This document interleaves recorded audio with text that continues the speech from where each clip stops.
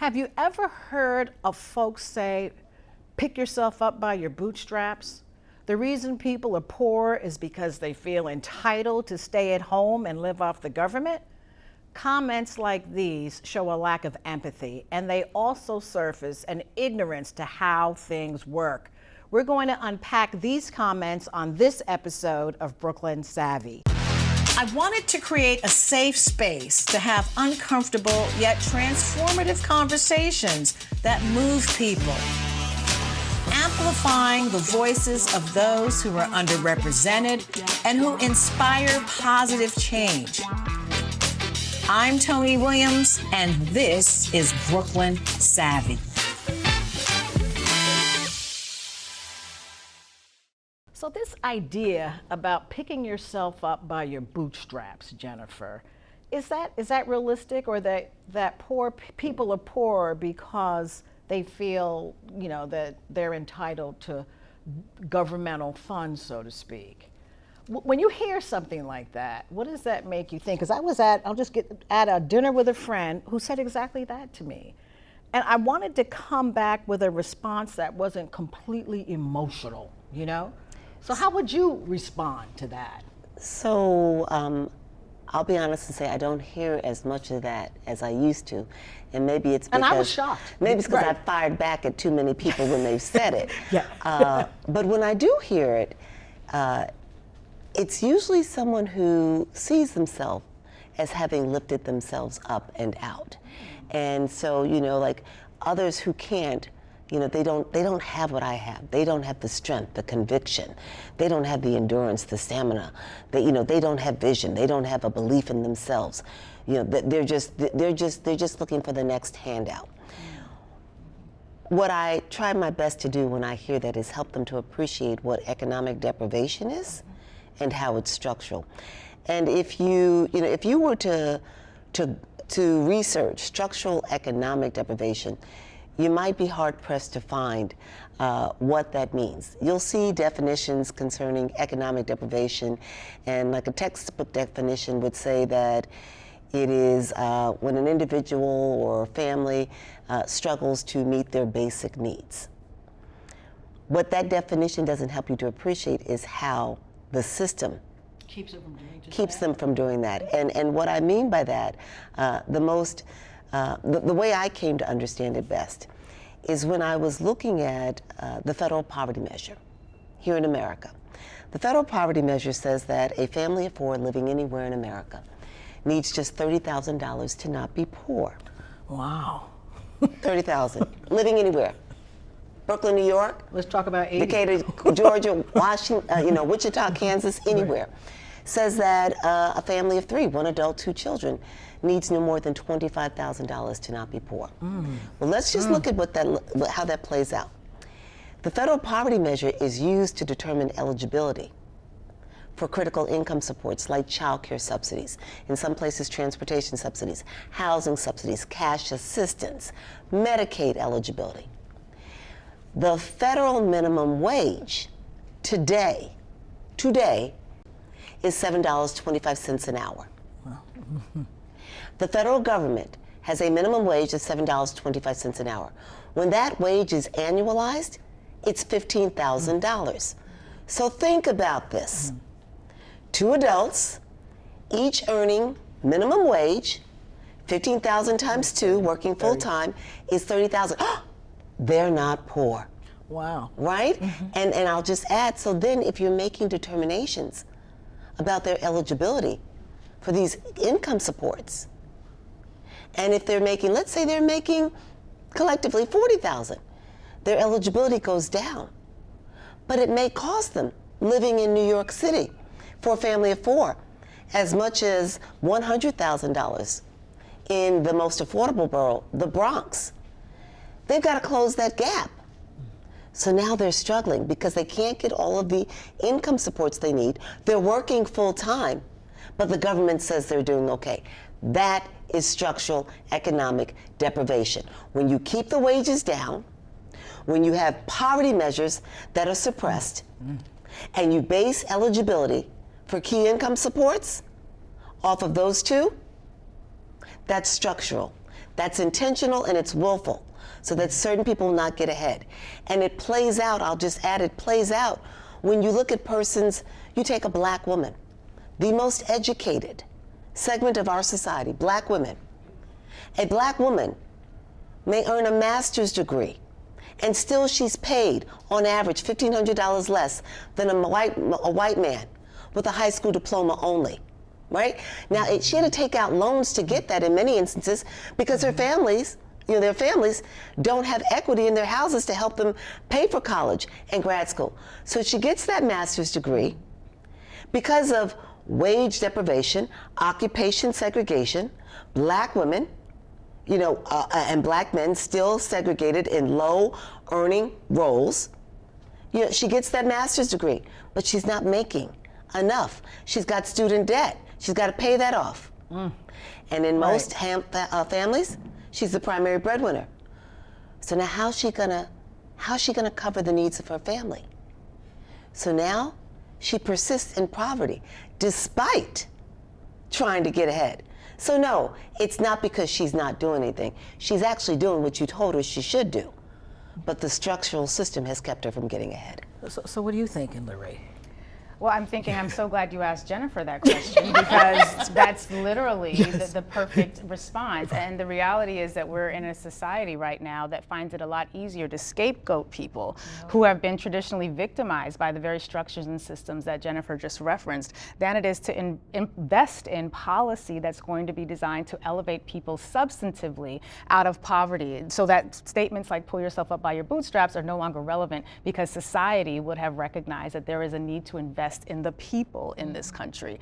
And so long as we have a reality where black women who are, as she said, the most educated, continue to be among the least paid, continue to serve in position as head of household, and when you add black men to that calculus, even if there's a two-family household, dealing with those structural barriers, who then have to not only care for their family and children, but are often also caring for their parents. If you're a Gen X or, I'm in this reality now, where caring for older adults is a part of my household, even if those folks are not necessarily contributing to the household. So I think it just begs the question, why is it that we have determined that it is acceptable to tell members of a society where these structures are verifiable, well documented, there's no real academic pushback for their existence, why is it that we're still continuing to say, pull yourself up by your bootstraps as an economic policy, as opposed to investing in the people for whom folks who have been the most marginalized and the most disenfranchised economically and otherwise, and instead of putting the burden there, why not put the burden on government to support those people who, as a result of governmental structures, have been placed in a position where bootstraps are non-existent, let alone boots. What about those who live in rural America that might say, I have the same issues? How would one respond to that? I'd say yes, you do, and that's why we Right. should have a much more. It's a national conversation. This isn't about urban sector versus rural sector. This is about national policy. Because if you're in rural America, chances are you might, in some ways, have it worse. Right. Do you have broadband? Do you have the ability to give birth to a child with an OBGYN within 80 miles of your home? Chances are you probably don't. But if we're going to tell a family like that, living in rural America, where jobs are even more scarce in many ways, where particularly if you are a rural person of color, and I'm thinking about black farmers, Latino farmers, Asian American farmers living in rural spaces where not only are they dealing with all the structural barriers that Jennifer just mentioned, but they're also in a position where getting a loan processed by the agencies that are designed to navigate investment in farm workers. If you're a black farmer, it's taking up to a year to have your applications processed, whereas if you're a white farmer, it might be 30 days. So the structure isn't dependent on the geography of where you live. It's a national problem, and divestment from people is at the heart of that issue, rural or urban. Right. One of the points that Larry is helping us to appreciate is it looks different in different places, but struggle is struggle is struggle. Right. Right. And so, in rural communities, you'll have people who, just as Larry pointed out, have to travel miles after miles after miles, sometimes for a physician, sometimes just to get basic food, sometimes to take their children to and from school.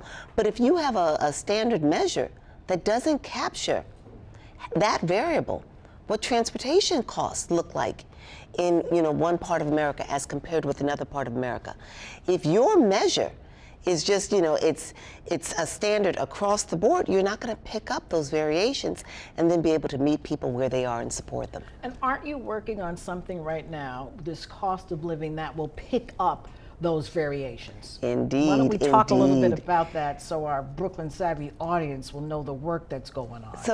So, oh goodness, about a year ago, Larry and I had the opportunity to work together to bring forth, well, actually it was longer than a year ago, but about a year ago now, some work that we did together brought about the racial justice measures that the New York City electorate voted on last November and passed by overwhelming numbers. Sorry, wasn't it 70%? 80, New two Yorkers. measures passed by a little less than 70%, the establishment in perpetuity of an Office of Racial Equity, a preamble that casts a vision for what New York City should be for all New Yorkers, not just some, not the most affluent or just those who are Caucasian, but all New Yorkers.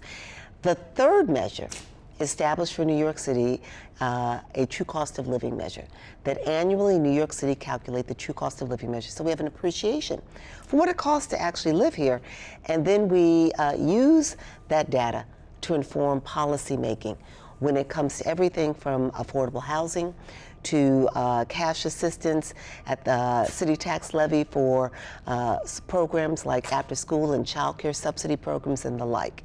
Well, why should New York City have all the fun? This is a national problem, as Larry spoke to. And when we are building and making determinations for eligibility for critical income supports around the nation off of a federal poverty measure, which, as we just pointed out, is like intentionally suppressed when it comes to what it costs to live, we should not be using that measure or using that measure alone. We should have a true cost of living measure for the nation, but not one standard, one that takes into account geographical differences. Whether you live in New York City or Georgia. One that looks at what it costs to live here with respect to housing as compared to what it costs to live in, again, I use, say, Wichita, Kansas. That looks at transportation costs, variations in food costs.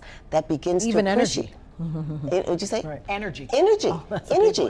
big one. Laurie mentioned broadband, right? We don't have a measure that takes into consideration debt. So FPWA has partnered with the Community Service Society here in New York. We have commissioned the nationally renowned Urban Institute. They are developing the measure. And with the support from the Ford Foundation, the Kellogg Institute, Trinity Wall Street, and some heavy hitters, we're engaged and we're having conversations with people down in DC, people who know how to get things done. I will tell you that to change the federal poverty measure, to adopt a true cost of living measure, it's an administrative guideline. It does not have to go through Congress. So, oh my goodness. So we think it's about time. There is a guide. Right. And if we do this, we then have data that helps to inform critical policies that center on how to help people not just get by, but actually get ahead. Oh, that would be excellent, excellent. But there's something else that snap your fingers Yes. on that, right? There's something else that's been going on with affirmative action, and now we have the structural deprivation on one side and affirmative action on the other. What do you say to that, Larry? And then I'm going to hand it over to you, Christina, to say a few words as well. You know, we only really gave affirmative action a good 14, 15 years of an opportunity in this country.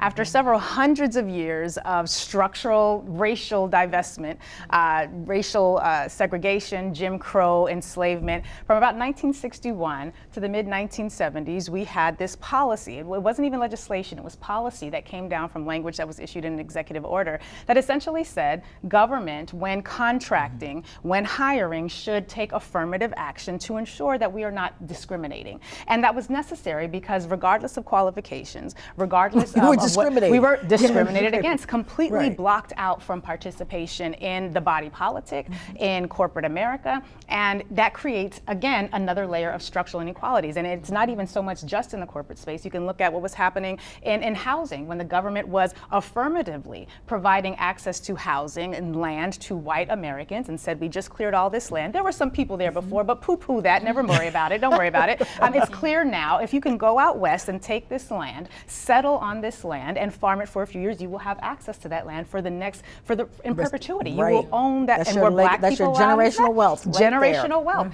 Affirmative action has always been something that the government has been engaged in when it comes to benefiting white Americans. You were not allowed to be enslaved as a white person. That sounds like an affirmative action program to me. So in 1961, we have President Kennedy then issues this language that says we need affirmative action. So in 1965, it's then reaffirmed. And in the mid-1970s, we see the Supreme Court hearing cases that essentially said, this makes white people uncomfortable. This idea that after hundreds of years of excluding black people, we'll now have to make a few seats available to them. Affirmative action was so brief in our lived experience that to now be in 2023 and see that with this most recent court decision, we are now no longer able to have race-based affirmative action. Race-based, gender is still acceptable, legacy admissions are still acceptable, but when the Supreme Court in the last term said that we are no longer allowed to have race-based admissions or consideration rather for college, it really didn't just even limit the restrictions on affirmative action to that space. Although many people will read that case very narrowly and say, well, the Supreme Court was very clear to limit this decision to what's happening in higher education.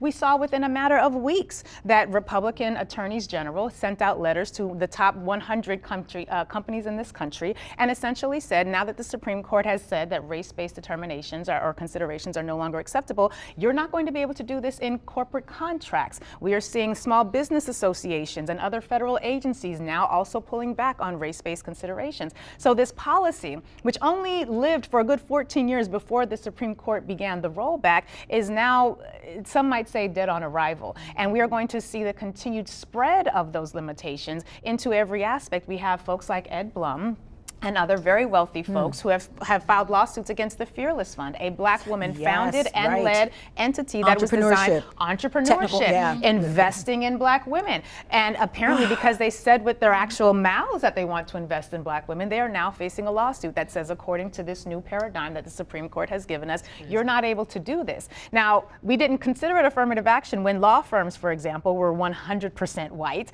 and law firms are the next bastion, the next place that Ed Blum has set his sights. Law firms, which are some of the least diverse spaces in corporate America, now they are being told that policies, fellowship programs that were designed to diversify the pipeline of young lawyers, also on the chopping block. So we're at a moment right now where merely saying you want to invest in, center the needs of black people, Latino people, Asian people, is now no longer going to be permissible. And we may see what I think is the complete rollback of that brief period, that affirmative action, that brief opening that affirmative action created for us. We are going to see the rollback of that, and it's going to require a navigation around that such That's what I was going to say.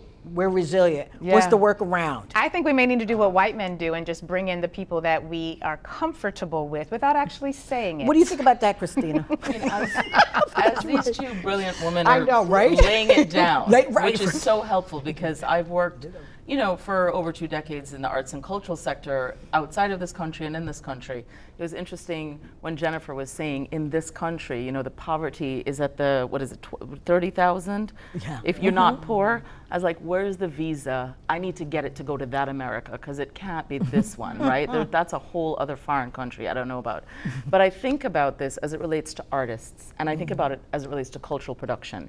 Because some of the discrete ways that this shows up within the art and cultural sector is through the language that we use to afford grant-making opportunities. Okay, so there's a barrier right there because the level of exposure to even writing a grant, applying for a grant is so limited to internships, whether it is in your blue chip gallery or whether it is in nonprofit arts organizations across the nation, are predominantly held by white young people who can afford to take unpaid internships. Then so the curatorial programs that are predominantly white, all of the leadership programs. So as they're coming for all of these, the system, the ripple effects of this is really affecting who are going to be empowered to be the cultural producers and representatives. And why does that matter?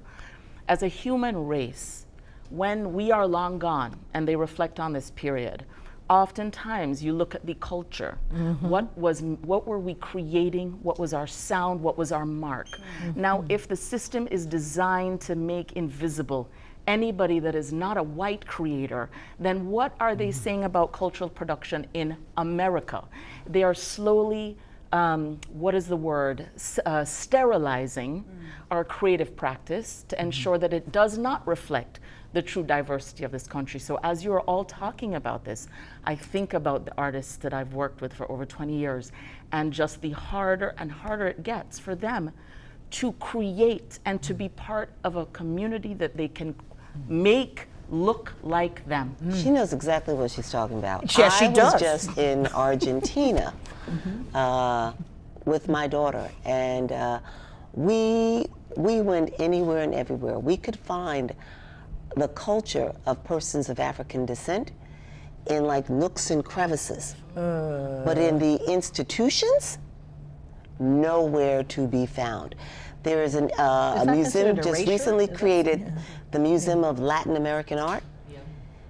And it was, like Hispanic, white, if you will. And there was one little room where they had a little bit about Afro-Latina influences in Argentina in the arts. So you know exactly what you're talking about. Takumba, what are you thinking, since you come from that small business space as well? Yeah, I'm thinking about it a lot from the small business space, entrepreneurship, but just also, that first step into advanced education and how affirmative action has impacted the lives of a lot of people of color professionals right now. And that's a sad thing, because we've helped people to identify the value of Black women and their spending power and their ability to contribute to the job force and to the wealth gap. And now we're at a point where we're dialing those things back when we just got some momentum and steam around them. And the challenge for seeing us in not predominantly white, in predominantly white environments, because we have had a renaissance of the Black college, so Historically Black, right? historically Yes. Black colleges. We've had an understanding that there is a space for you in spaces that are not set up for you, and so that's important right now into this phase, because there has to be a beacon for our intellects that are valuing higher education and creating space in these places that predominantly don't reflect their culture. Right. The We see- challenge, though, is the tie-in with what Laurie was speaking about. So the attacks on affirmative action will now show up. You'll see that also play out in the HBCUs. So, there are a select few HBCUs That's scary. I didn't where it even has wanna talk long been understood that, if you're going to recruit for Goldman Sachs or you're going to recruit for JP Morgan Chase, you go to these select HBCUs.